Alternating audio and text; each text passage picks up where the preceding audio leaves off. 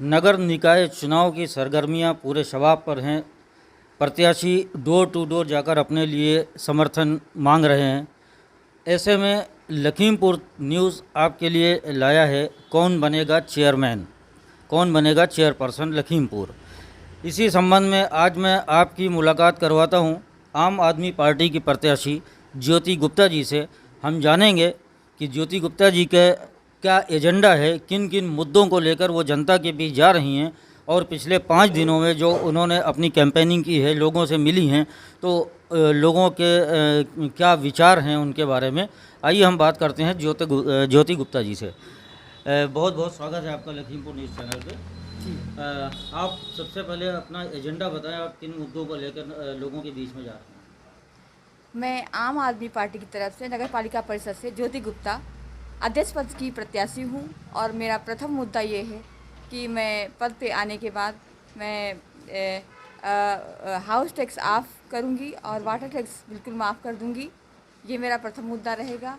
और वार्डों की साफ़ सफाई और स्वच्छता का विशेष ध्यान रखूँगी और नगर में फागिंग की व्यवस्था भी करूँगी और एक टोल फ्री नंबर भी जारी करूँगी जिससे हमारे नगर वासियों को कोई भी समस्या हो उसे तुरंत उसका निराकरण किया जाएगा।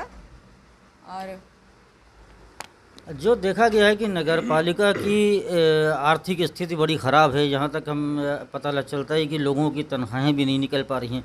ऐसे में आप हाउस टैक्स हाफ और वाटर टैक्स माफ़ करने की स्कीम लेके आ रही हैं, तो इसके लिए आपने कुछ रोड मैप किया है कि उसकी अर्निंग, उसका पैसा कहाँ से आएगा? इसके बारे में मैं आपको विस्तार से न सही लेकिन इतना ज़रूर बताऊंगा अपने लखीमपुर वासियों को कि उनको इसका ज्ञान हो सके।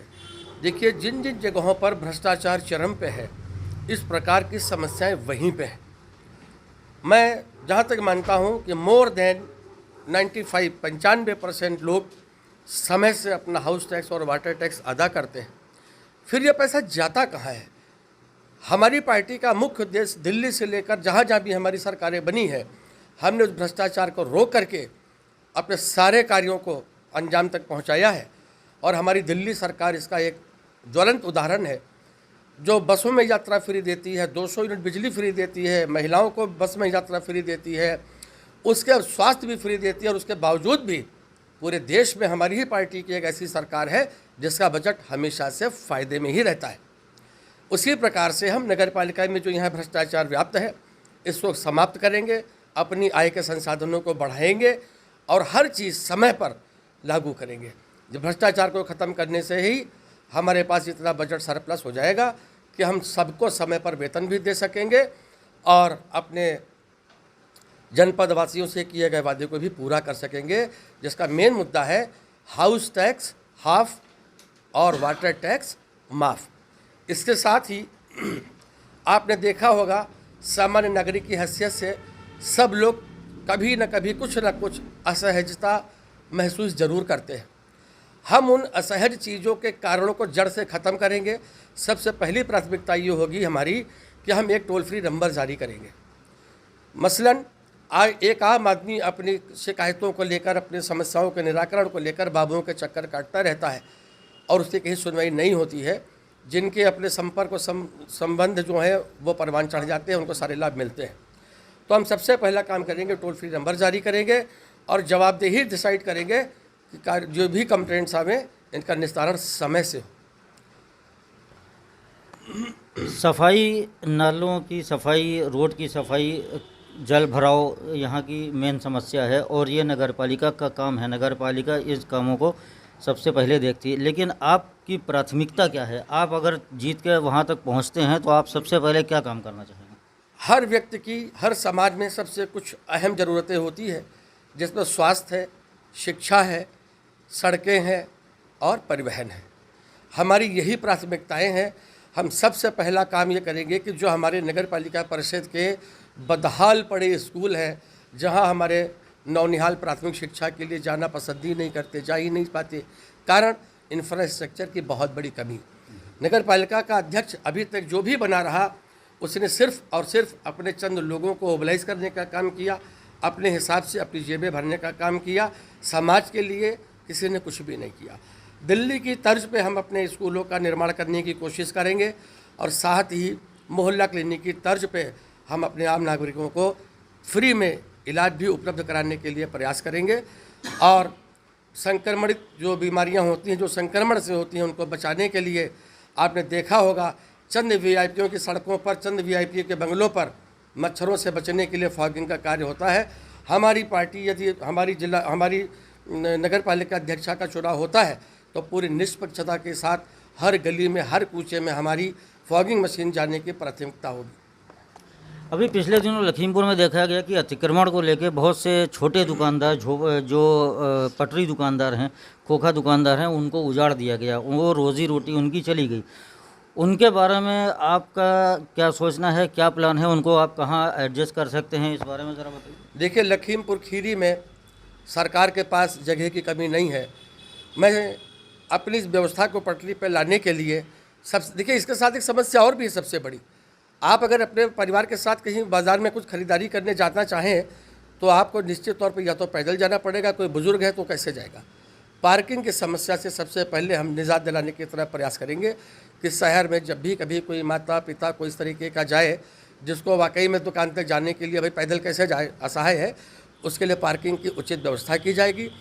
और कुछ छोटे संसाधन जैसे इनको बाज़ार में जाने की अनुमति ज़रूर दी जानी चाहिए, जिससे एक लाचार आदमी, वृद्ध आदमी, गर्भवती महिलाएं, इस तरीके के लोग बाज़ार में खरीदारी करने के लिए जा सकें। पार्किंग की व्यवस्था परम आवश्यक है। अब हमारे छोटे छोटे रेहड़ी खुंची वालों के लिए अभी तो हमको इतना ज़्यादा जानकारी नहीं है क्योंकि हम सत्ता में नहीं है, हम नगर पालिका की सीट पर नहीं है, लेकिन हम अपनी नगर पालिका की टीम को ये दायित्व जरूर देंगे कि शहर में ऐसे स्थानों का चिन्हितीकरण करें जहाँ पर हम पटरी दुकानदारों को, फुटपाथ के दुकानदारों को जगह मुहैया कराने का प्रयास करें कि उनकी भी बच्चे पलें, उनकी रोजी रोटी पर संकट ना आने पाए। एक और लखीमपुर का बहुत बड़ा मुद्दा है छुट्टा जानवरों को लेके।